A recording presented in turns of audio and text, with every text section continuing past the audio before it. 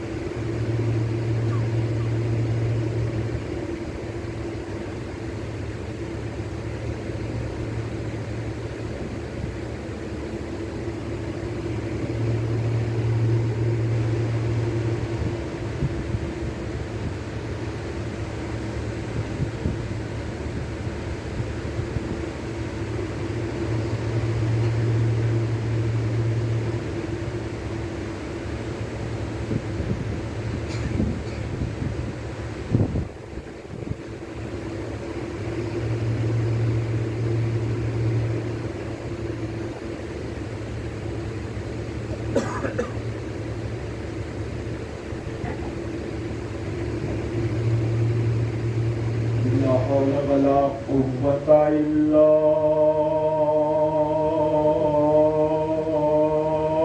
بالله العلي العظيم.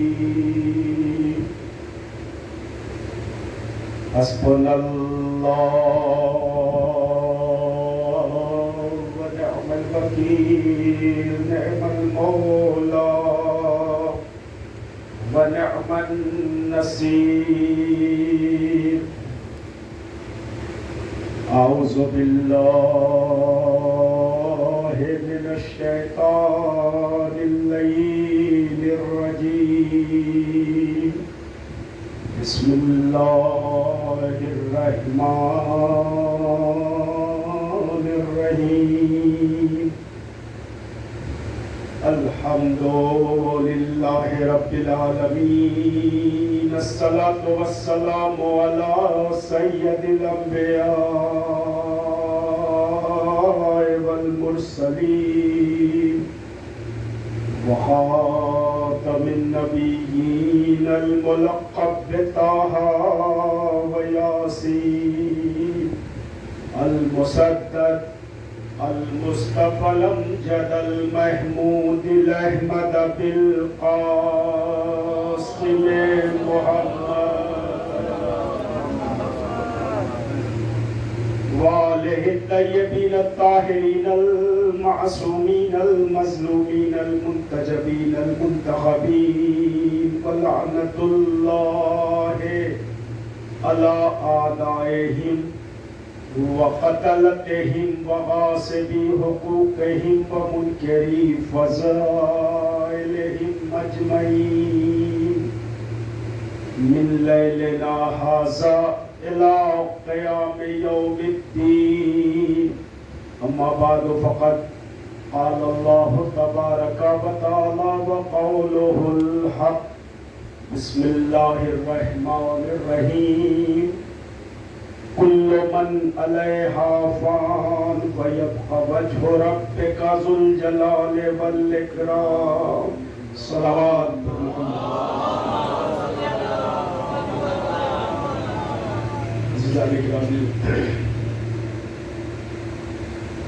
آج کی یہ مجلس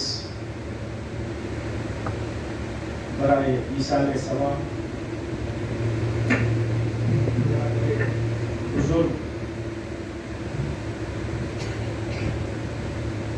سید مہدی رضا ابن سید واجد حسین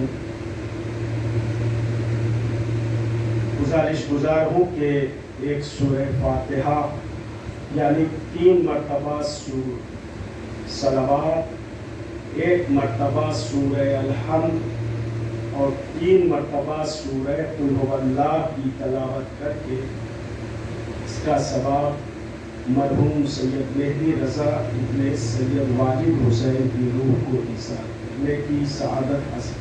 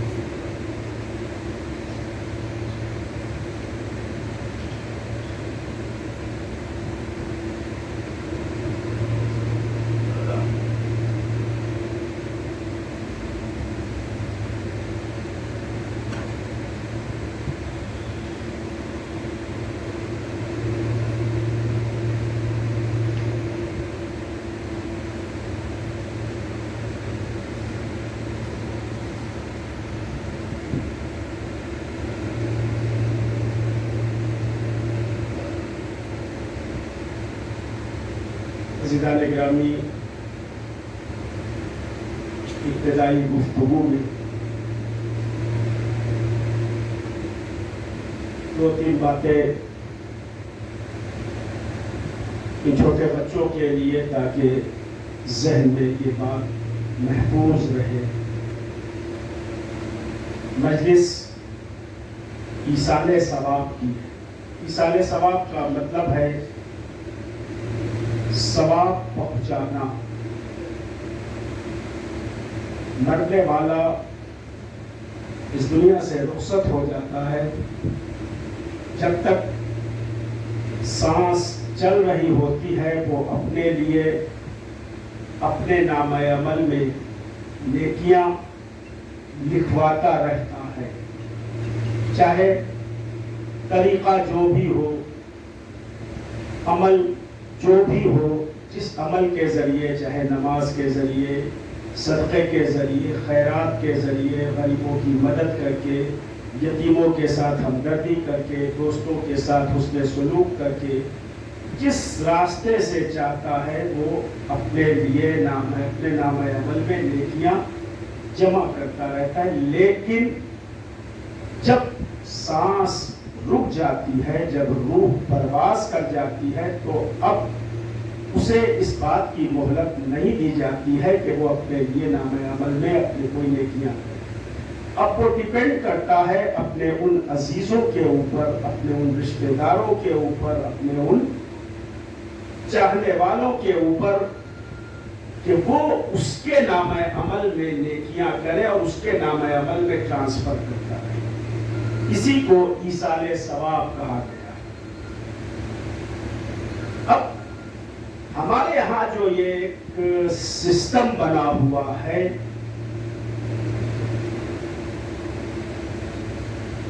صلوات پڑھ دے محمد والے۔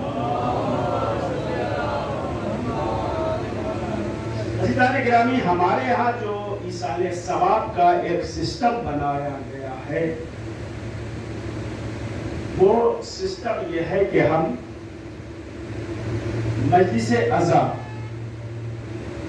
نام حسین پر لوگوں کو بلائے، ذکر امام حسین کرے، اور پھر اس ذکر کے صدقے میں اپنے مرنے والے کو اس کا ثواب ایصال کرے۔ چنانچہ آپ نے دیکھا ہوگا کہ ایصال ثواب کی کوئی بھی مجلس ہوتی ہے تو مجلس حسین پر پڑھی جاتی۔ دوسرا طریقہ جو اس میں ہے وہ یہ ہے کہ 3 مرتبہ صلوات پڑھا۔ بھائی ہم کہتے ہیں کہ سورہ فاتحہ ایک سورہ فاتحہ، تو سورہ فاتحہ کیا پڑھا اس نے؟ 3 مرتبہ صلوات، 1 مرتبہ سورہ الحمد اور 3 مرتبہ سورہ قل هو اللہ، اور پھر آخر میں 3 مرتبہ صلوات۔ یہ تو پڑھتے ہیں۔ سورہ الحمد پڑھا ہم نے، قل هو اللہ کی تلاوت کیا ہم نے۔ کیا پورے قرآن میں یہی 2 سورہ ہے؟ ہم اگر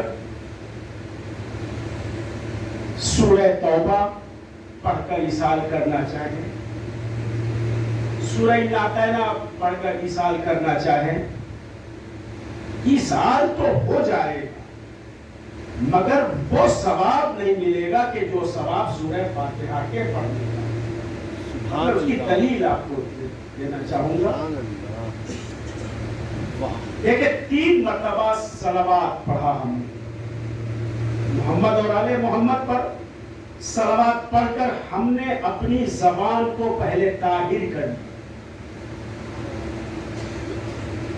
دیا کہ اگر کسی طرح کی کوئی زبان میں نجاست، کسی طرح کی کوئی، تو وہ 3 مرتبہ صلوات پڑھنے سے زبان ہماری طاہر ہو گئی۔ اب 1 مرتبہ سورہ الحمد، سورہ الحمد کے لیے یہ ملتا ہے، آپ اکثر سنتے ہیں کہ جو کچھ قرآن مجید میں ہے وہ سب سمٹ کر سورہ الحمد میں آ گیا۔ جو کچھ سورہ الحمد میں ہے وہ بسم اللہ الرحمن الرحیم میں ہے، جو بسم اللہ الرحمن الرحیم میں ہے وہ بے میں ہے، جو بے میں ہے وہ بے کے نیچے کے نقطے میں ہے، اور مولا فرماتے ہیں وَأَنَا نُقْطَةُ تَحْتَ الْبَاءِ، میں بے کے نیچے کا نقطہ ہوں۔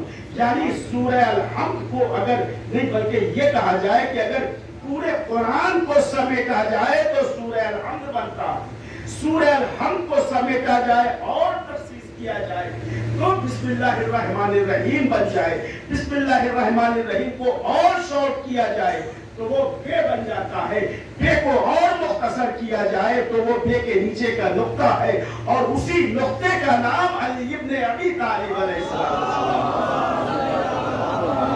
تو عزیزان گرامی، اب مجھے آپ اجازت دیں کہ میں یہ بھی کہہ دوں کہ جو کچھ قرآن مجید میں ہے وہ اسی کا نام علی ابن ابی طالب ہے۔ ایک بات تو کلیئر ہو گئی، ایک بات تو کلیئر ہو گئی کہ ہم نے سورہ الحمد پڑھا، یعنی فضائل آل محمد، یعنی فضائل مولائے کائنات کو بیان کیا ہے نا۔ اب آئیے سورہ توحید، سورہ توحید کے لیے یعنی سورہ قل هو اللہ، قل هو اللہ کا دوسرا نام سورہ توحید ہے۔ اس کے لیے پیغمبر فرماتے ہیں کہ اگر کسی بندے مومن نے ایک مرتبہ قل هو اللہ کی تلاوت کیا گویا اس نے 1/3 قرآن کو پڑھا۔ سبحان اللہ۔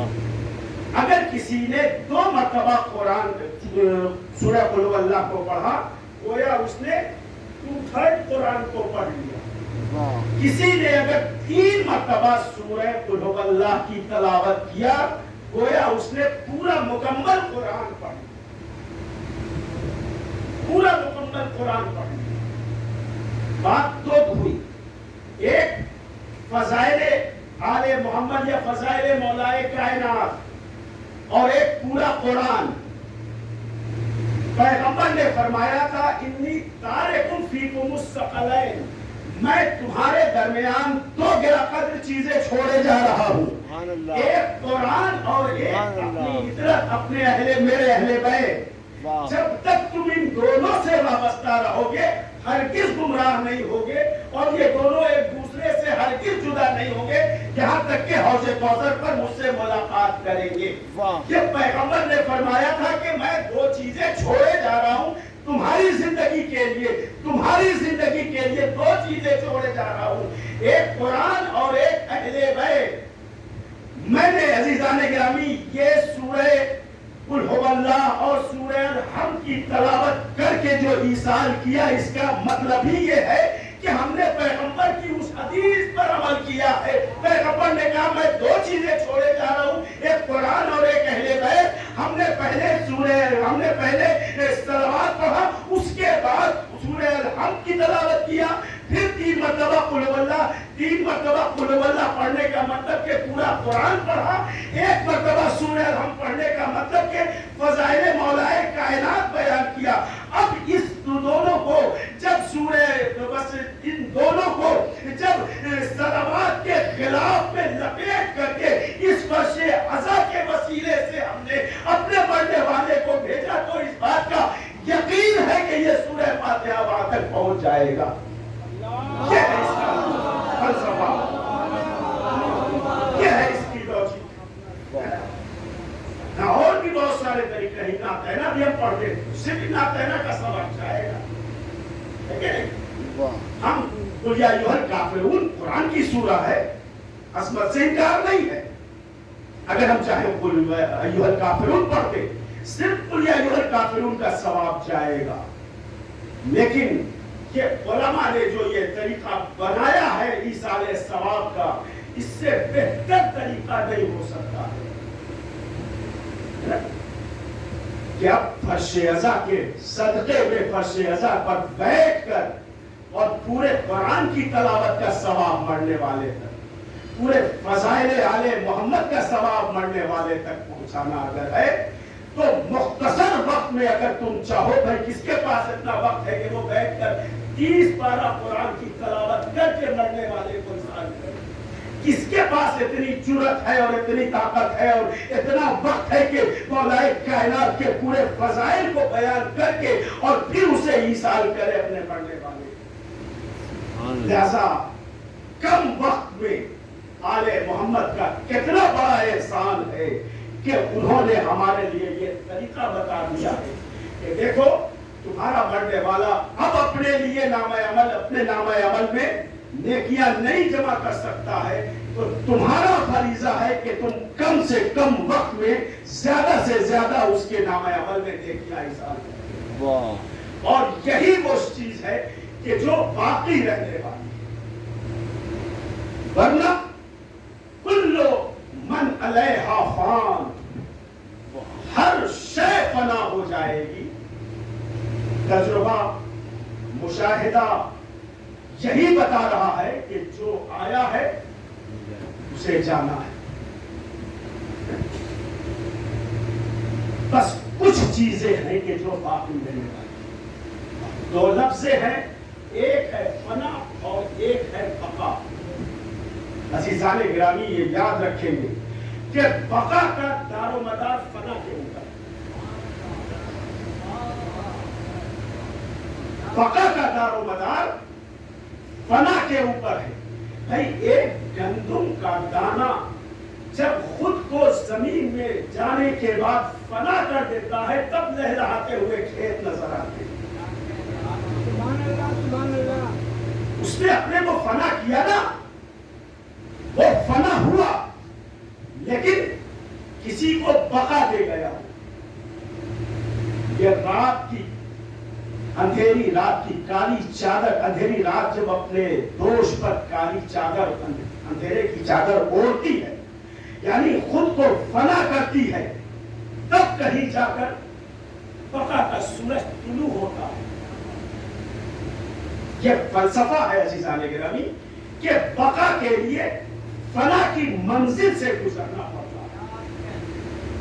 جب تک انسان فنا کی منزل سے نہیں گزرے گا بقا ممکن نہیں ہے۔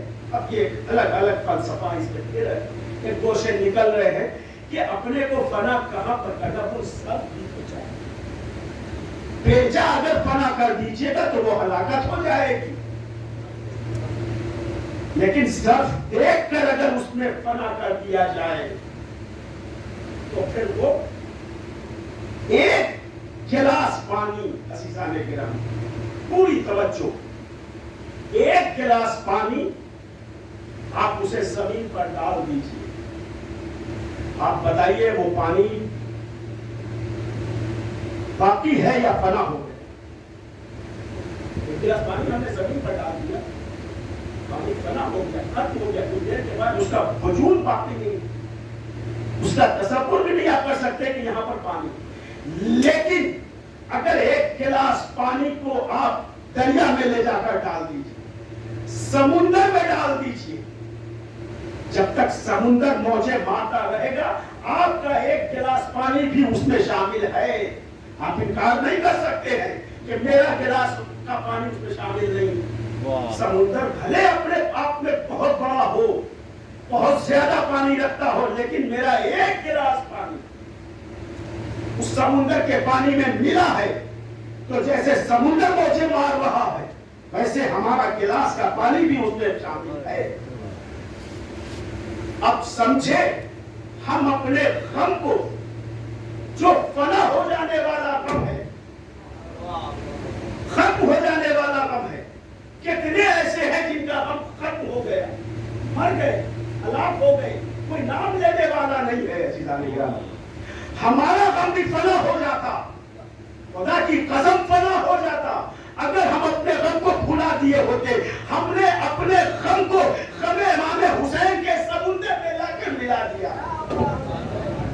جب تک ہمیں امام حسین باقی رہے گا، سبحان اللہ سبحان اللہ، فنا نہیں ہے عزیزان گرامی، یہ ہے بقا، اس کے لیے ظرف چاہیے۔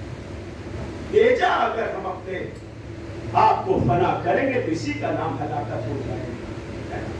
ہم نے بیجا پانی کو زمین پر ڈال دیا، فنا ہو گئے، پانی کو دریا میں ڈالا، باقی رہ گیا۔ ہم اپنے غم کو کہیں اور ڈائیورٹ کر کے فنا ہو جائے گا۔ ہم نے اپنے غم کو آل محمد کے غم میں فرش ازا بچھا دیا، ان کے کے غم میں شریک ہونے کے لیے، ہے نا؟ لہذا یہ غم باقی ہو گیا. بقا کے لیے فنا لازمی چیز ہے.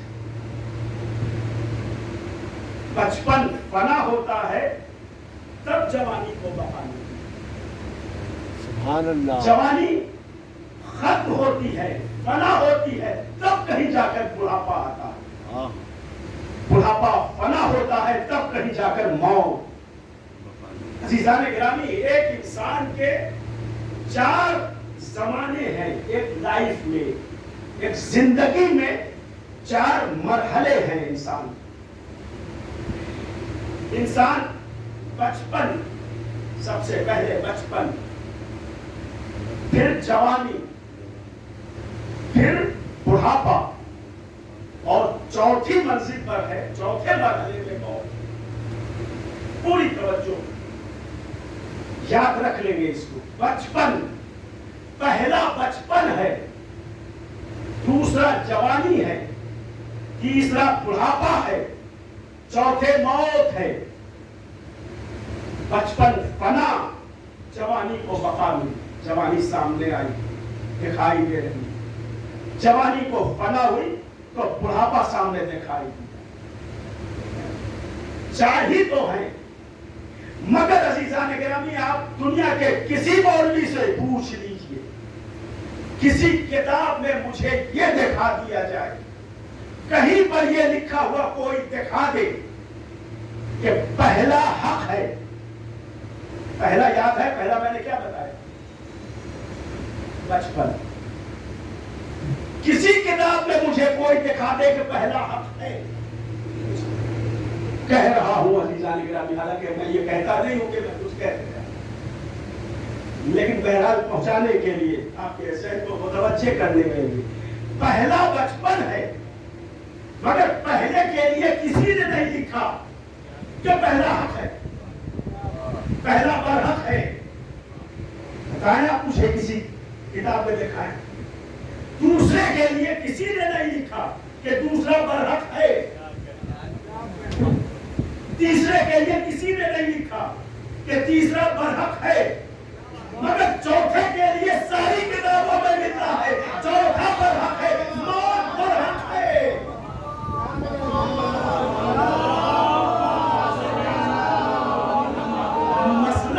مسلک کوئی ہو، مذہب کوئی ہو، دھرم کوئی ہو، ذات کوئی ہو، مگر سب یہی کہتا ہے موت تو برحق ہے. یعنی چوتھی منزل پر ہے نا، چوتھا برحق ہے. اب سمجھے، تین برحق نہیں ہے، چوتھا برحق ہے. موت برحق ہے. یہ بالکل کلیہ ہے. اب موت آتی کسے؟ سورہ جمعہ ارشاد پروردگار عالم ہو رہا ہے، فَتَمَنَّوُا الْمَوْتَ إِن كُنتُمْ صَادِقِينَ. تم موت کی تمنا کرو اگر تم اپنے دعوے میں سچے ہو. اس کا مطلب یہ ہے کہ جو موت کی تمنا کر رہے ہیں وہ صدیقین میں سے ہیں، وہی سچے ہیں، وہی صادقین میں سے. موت سے گھبرانے والے صادقین نہیں ہو سکتا. قرآن کہہ رہا ہے، سورہ جمعہ کی آیت ہے، فَتَمَنَّوُا الْمَوْتَ إِن كُنتُمْ صَادِقِينَ. اگر تم اپنے دعوے میں سچے ہو تو تم موت کی تمنا کرو. عزیزان گرامی، تاریخ سے پوچھئے کہ موت کی تمنا کس نے کیا. میں نے تو بہت تلاش کیا، روتے ہوئے تو دیکھا ہے، بھاگتے ہوئے تو دیکھا ہے، موت کی تمنا کرتے نہیں دیکھا میں نے. اگر موت کی تمنا ہی ہوتی تو بھاگ کے واپس کیوں آتی میدان سے؟ اگر موت کی تمنا ہی ہوتی تو یہ موٹے موٹے آنسو بہانے کی کیا ضرورت تھی؟ سچے ہو تو موت کی تمنا کرو. مگر موت کی تمنا کرتے تو میں نے کئی جگہ پر دیکھا 40 تلواریں کھینچی ہوئی ہیں، سونے والا چادر تان کے آرام سے سو رہا ہے. کہ موت کی تمنا نہیں تو اور کیا ہے؟ اس سے بڑی بھی موت کی کوئی تمنا ہو سکتی ہے، واہ آ جائے موت، مجھے اس کی پرواہ تھوڑی ہے کہ ہاں موت مجھ پر آ جائے یا میں موت پر جاتا ہوں۔ اگر اپنے دعوے میں سچے ہو تو موت کی تمنا کرو، یہ کہ یہی موت یہی برحق ہے، ورنہ اور کوئی برحق نہیں۔ نہ بچپن برحق ہے، نہ جوانی برحق ہے، نہ بڑھاپا برحق ہے، ہاں البتہ اگر برحق ہے تو موت برحق ہے۔ عزیزان اکرام، اب اس صلوات پڑھتے ہیں۔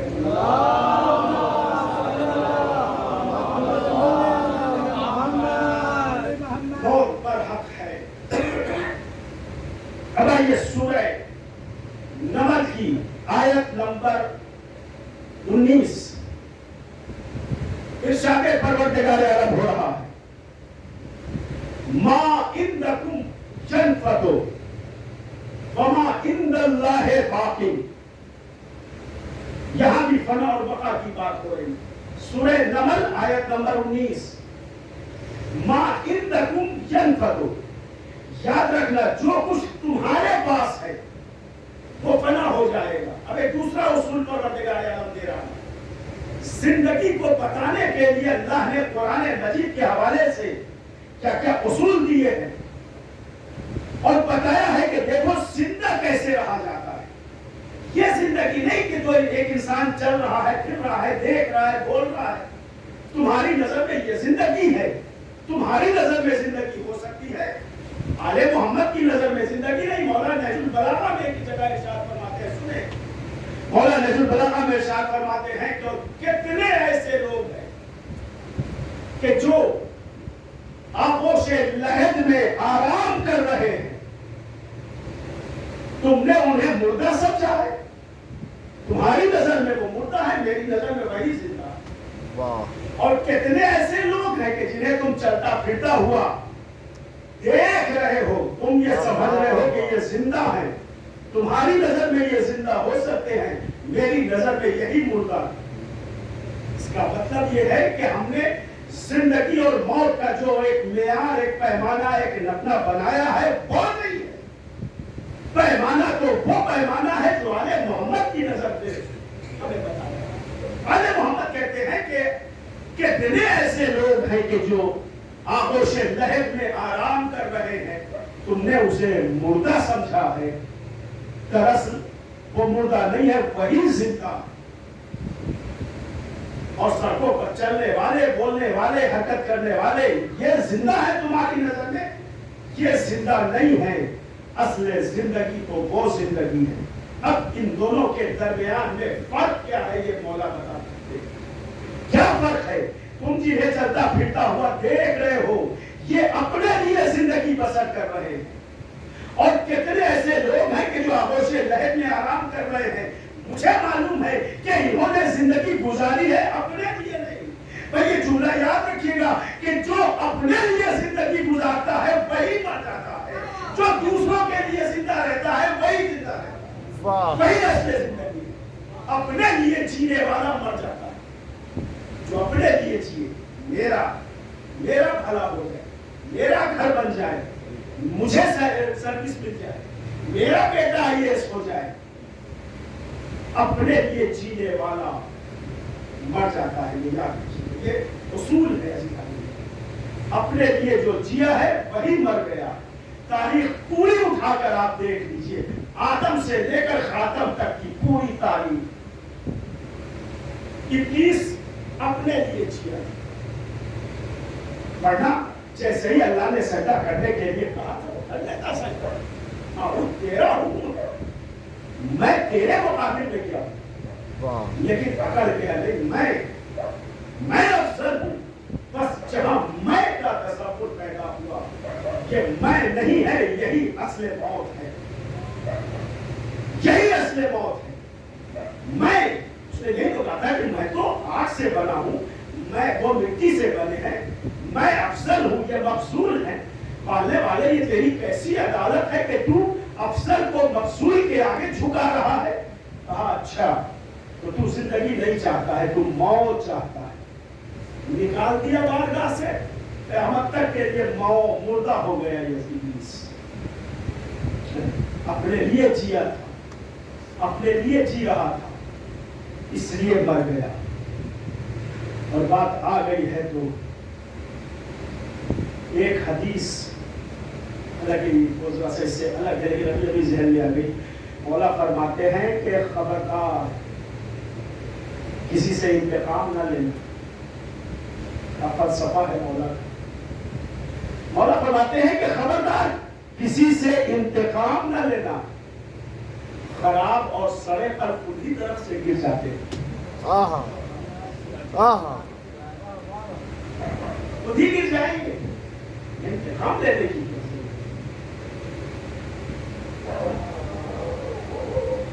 ایک شخص مولانا کے پاس آیا، اور سوال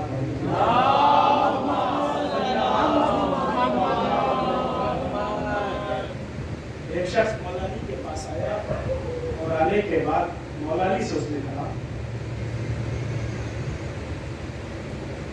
آپ تو کائنات کے مشکل کشا ہے، آپ نے تو مشکل کشائی کی ہے، کیسے کیسے کیسے کیسے لوگوں کی مشکل کشائی کی ہے، آپ تو مشکل کشا ہے۔ کہا تو پھر ایک سوال ہے میرا، سوال پڑھ دیجیے۔ اللہم صلی علی محمد و آل محمد۔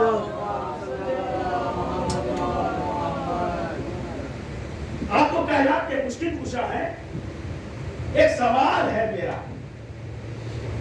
اور وہ سوال یہ ہے کہ یہ بتائیے کہ کیا آپ کو بھی زندگی میں کبھی کوئی مشکل درپیش ہوئی؟ آپ تو مشکل کشا ہے، آپ تو دوسروں کی، چرند کی، پرند کی، فرشتوں کی، ملک کی مشکل کشائی کرتے رہتے ہیں۔ آپ کے اوپر کب اور کون سا ایسا وقت آیا جب آپ مشکل میں پڑے؟ مولانا مشکل کشا سے پوچھ رہا ہے، تو مولانا نے مسکرا کے کہا میرے لیے سب سے بڑی مشکل یہ ہے کہ بندوں کے درمیان میں بندوں کو میں کیسے بتاؤں کہ میں بندہ ہوں۔ واہ واہ واہ واہ۔ بندوں کے درمیان میں رہ کر، بندوں کے درمیان میں رہ کر بندوں کو میں کیسے سمجھاؤں کہ میں بندہ ہوں، یہ سب سے بڑی مشکل میرے لیے۔ واہ۔ اور فرمایا سیدھا نے گرامی انسان اگر زندہ رہنا چاہتا ہے، آخری بات اپنے مسائل کے لیے، اگر زندہ، یہ زندگی نہیں، کربلا والوں کا بھی زندگی چاہتے جی، آپ کہیں گے کہ کربلا والوں کی بھی کوئی زندگی نہیں، شہید ہو گئے، قتل ہو گئے، مر گئے، نہیں، وہی تو اصل زندگی ہے، اصل زندگی تو وہی ہے، اصل زندگی کربلا والوں کی زندگی ہے، اس لیے کہ زندگی نام ہی اس کا ہے کہ انسان یاد کیا جاتا ہے۔ 14 صدیاں گزر گئی، کربلا والوں کی یاد آج بھی بالکل ویسے ہی تر و تازہ ہے جیسے یہ واقعہ آج ہے۔ ذرا سا بھی کسی سال، ہر سال دہرایا جاتا ہے، لیکن ایسا معلوم ہوتا ہے کہ بالکل تر و تازہ ہے۔ تو پھر اس زندگی کو پانے کے لیے معبود ہمیں کوئی ایسی نصیحت کر دے کہ جس نصیحت پر میں عمل کر سکوں۔ کہا بس ساری باتوں کو بھولا ڈال، ایک بات میری یاد رکھ اور اس پر عمل کر لے، تجھے ابدی زندگی مل جائے۔ مالک جلد بتا دے وہ کون سی بات۔ کہا دیکھ قرآن میں نے سورہ نمل میں کہ 19ویں آیت میں یہ ارشاد فرمایا ہے ما عندکم ینفد وما عند اللہ باق، جو کچھ تمہارے پاس رہے گا وہ فنا ہو جائے گا، جو میرے خزانے میں آ جائے گا وہ باقی رہے گا۔ بس یہی اصول بنا لو، کہ اس کے خزانے تک تجھے پہنچانا ہے، اللہ کے خزانے جو تمہارے پاس ہے. اب یہ فیصلہ آپ کو، ہم کو، ان کو کرنا ہے کہ ان کے پاس کیا ہے، میرے پاس کیا ہے، ان کے پاس کیا ہے. دولت ہے، پیسہ ہے، 100 روپیہ ہے، ہم اس 100 روپے کو اس کے اپنے پاس رکھیں گے، یاد رکھیں گے فنا ہو جائے گا، اس کے خزانے میں ڈال دیا جائے. اب اس کے خزانے میں ڈالنے کا نام، اسی کا نام تو صدقہ ہے، اسی کا نام تو خیرات ہے، اسی کا نام تو زکات ہے، اسی کو تو خمس کہا جاتا ہے کہ جو ہم نکال کر اس کے خزانے میں اس کے تک پہنچا دیا کرتے ہیں. یہ ہمارا پاکٹ خالی نہیں ہو رہا ہے، یہ اس کے خزانے میں جمع ہو رہا ہے، اور جو جمع ہو گیا وہی باقی رہے گا. باقی لاکھ کروڑ ارب سب ختم ہو جائے گا، پورا بینک خالی ہو جائے گا. نہیں یقین ہے، نہیں یقین ہے تو مرتے وقت آدمی، کسی نے کہا خوب اچھی بات کہی ہے کہ کفن میں چیب نہیں ہوتا، لے کے تھوڑی جاتا ہے، کروڑ روپیہ بینک پہلے سے لے کے گیا، نہیں لے کر کے گیا. کام کیا آیا؟ وہی جو 10 روپیہ اس نے صدقہ کیا تھا وہی کام آ رہا ہے. جو اللہ کے خزانے میں باقی رہے گا، پہنچے گا، وہی باقی رہنے والا ہے. دولت میں نے اللہ کے خزانے میں پہنچا دی. ایک چیز اور ہے ہمارے پاس، اب اسے آپ جوانی کہیں، اسے آپ بڑھاپا کہیں، اسے آپ زندگی کہیں، یہ بھی تو کہا بس میں نے ایک اصول دے دیا ہے، جو تمہارے پاس رہے گا وہ فنا ہو جائے گا، جو میرے پاس آئے گا وہی باقی رہے گا. معبود یہ زندگی بھی ہم تیرے حوالے کی. اب سمجھ میں بات آئی؟ یا محمد ہمیشہ یہ کیوں کہتے تھے مالک یہ گھر بھی تیرا، یہ گھر بھی تیرا، یہ سر بھی تیرا، معبود ہم بھی تیرے، انا للہ و انا الیہ راجعون، پالنے والے ہم تیرے ہی ہیں اور تیرے ہی بارگاہ میں پلٹتے رہنے والے ہیں. کہنے کا مطلب ہی یہ ہے کہ محمد نے اپنے وجود کو اللہ کے حوالے کر دیا. جب اللہ کے حوالے کر دیا تو اللہ نے وعدہ کیا ہے جو میرے خزانے میں رہے گا وہ باقی رہے گا. اب سمجھے کہ محمد کیوں زندہ ہے، محمد کیوں باقی ہے، ہم یا علی مدد کیوں کہتے ہیں؟ اس لیے کہ یہ اللہ کے خزانے تک انہوں نے اپنی زندگی کو اللہ کے خزانے میں ڈال دیا ہے. جب اللہ کے خزانے میں ڈال دیا ہے تو جو اللہ کے خزانے میں چلا جائے وہ باقی رہتا ہے، وہ فنا نہیں ہوتا ہے، وہ زندہ رہتا ہے. جب زندہ رہتا ہے تو ہم یا علی مدد کہتے ہیں، ہم یا حسین مدد کہتے ہیں، ہم یا رسول مدد کہتے ہیں، صرف اس لیے کہ وہ اللہ کے خزانے میں انہوں نے اپنی زندگی کو ڈال دیا. اب ان کی اپنی کوئی مرضی نہیں ہے. وما تشاءون الا ان یشاء اللہ، یہ تو وہی چاہتے ہیں کہ جو اللہ چاہتا ہے. جب ان کی اپنی کوئی مرضی نہیں ہے، یہ اللہ کی مرضی پر عمل کرتے ہیں. اس کا مطلب یہ ہے کہ انہوں نے اپنے وجود کو، اپنی زندگی کو، اپنی حیات کو اللہ کے خزانے میں ڈال دیا ہے.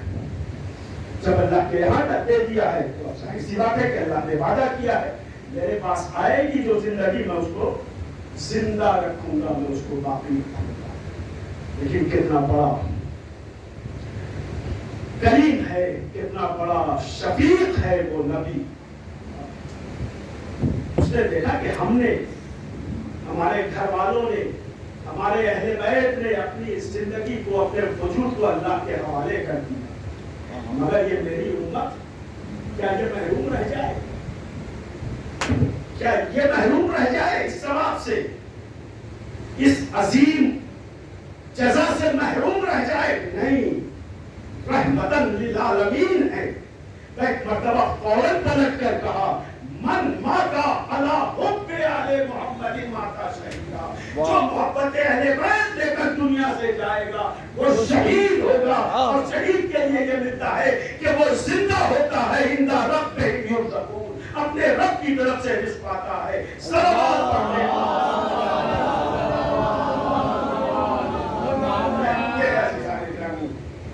اور فنا کا فلسفہ.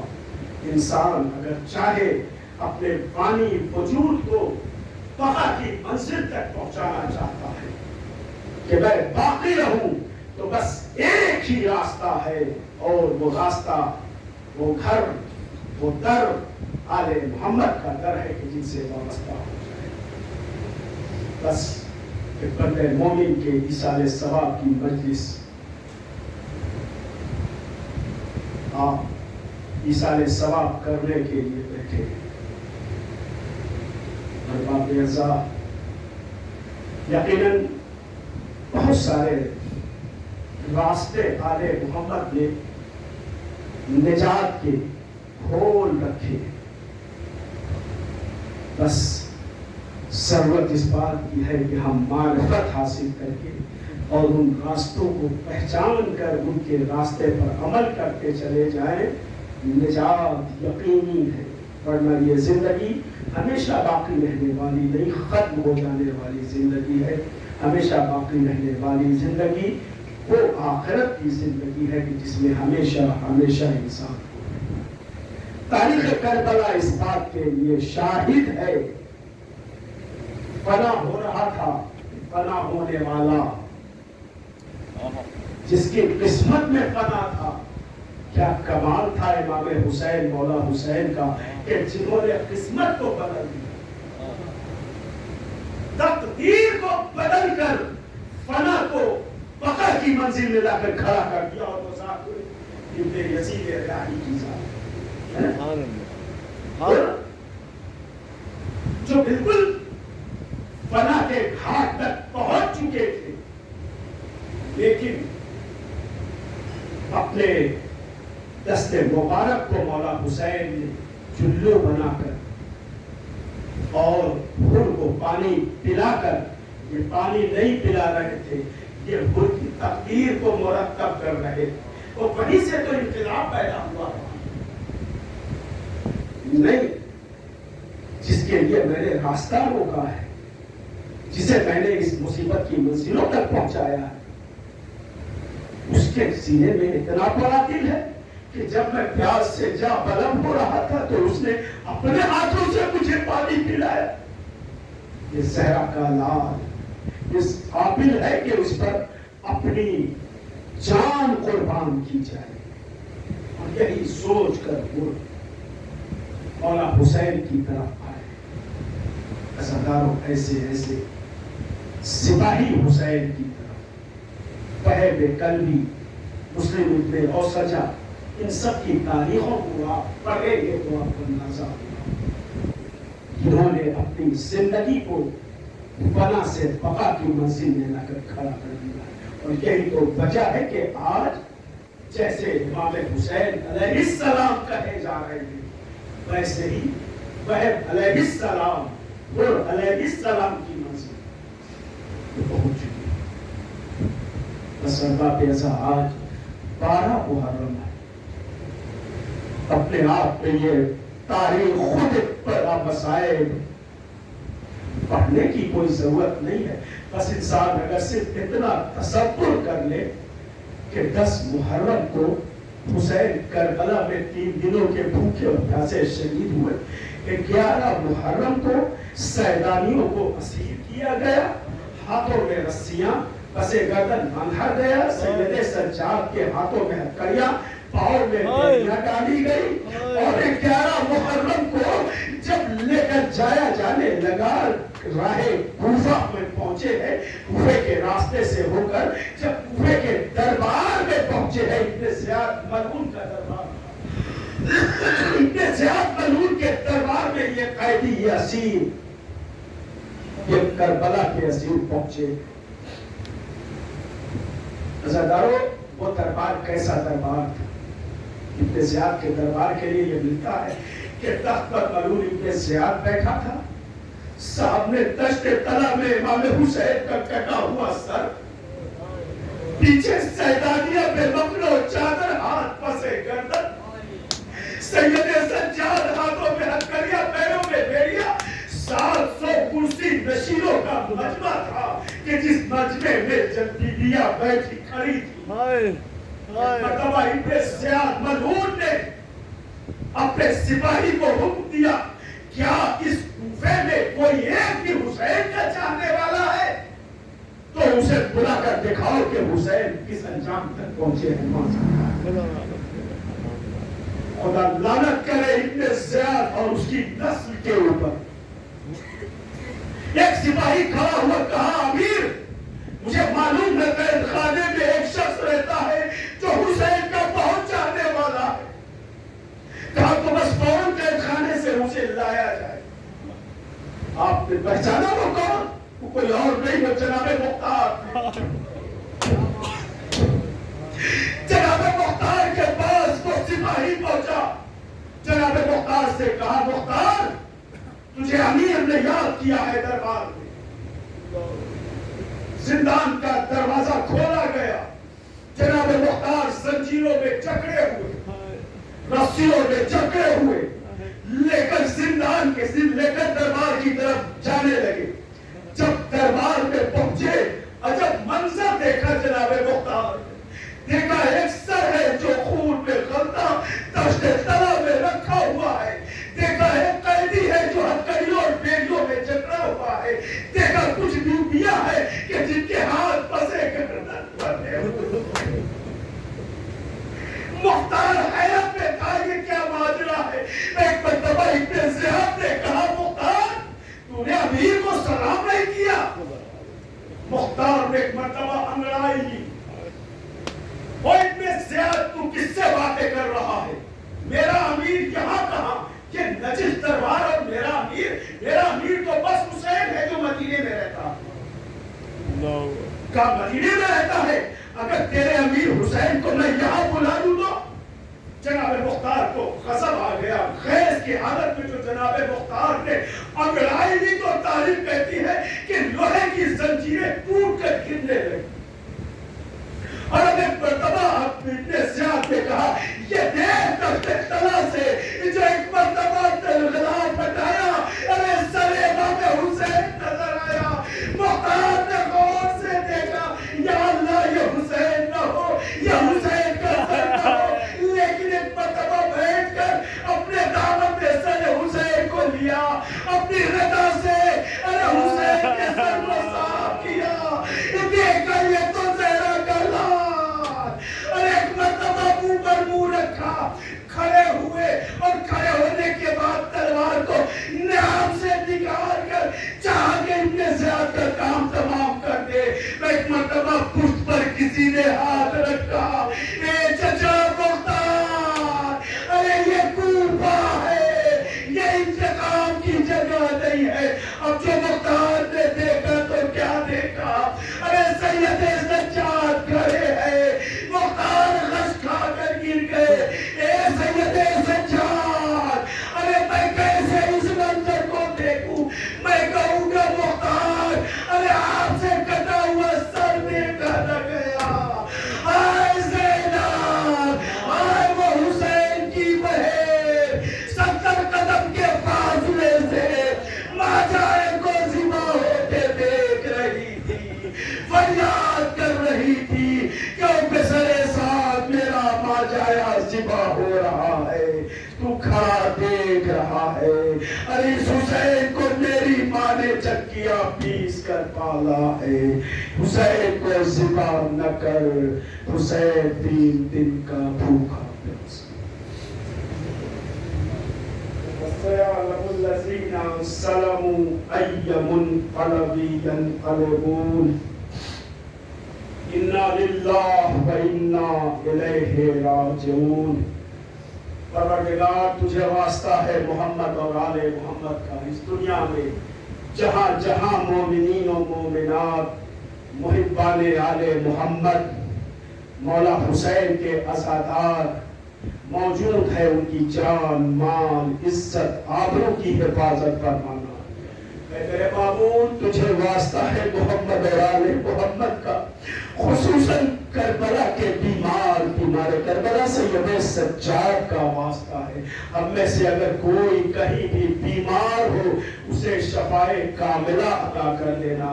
اے میرے معبود تجھے واسطہ ہے محمد اور آل محمد کا، ہمیں ہمارے گناہان کبیرہ اور گناہان صغیرہ کو معاف کر دے۔ معبود ہم سب کو عمل خیر کی توفیق عطا فرما، ہم سب کو سیرت آل محمد اور کربلا والوں کی سیرت پر عمل کرنے کی توفیق عطا فرما۔ اے میرے معبود تجھے واسطہ ہے محمد اور آل محمد کا، جس مرحوم کہ ایصال ثواب کے لیے مجلس عزا منعقد کی گئی ہے. مرحوم کے گناہان کبیرہ اور گناہان صغیرہ کو معاف کر دے, انہیں اعلیٰ علیین میں جگہ عنایت فرما, ان کے درجات کو بلند فرما, ان کے پسماندگان کو صبر جمیل عطا فرما. معبود دعاؤں میں ایک خصوصی دعا یہ ہے کہ ہمارے امام زمانہ کے ظہور میں تعجیل فرما, ہم سب کو ان کے ناصر و مددگار میں شمار فرما. ربنا تقبل منا انکا انت السمیع العلیم. آپ حضرات سے پھر مخلصانہ گزارش, ایک سورہ فاتحہ اور اس مجلس کا ثواب مرحوم سید مہدی رضا ابن سید واجد حسین مرحوم کی روح کو ایصال کرنے کی سعادت حاصل.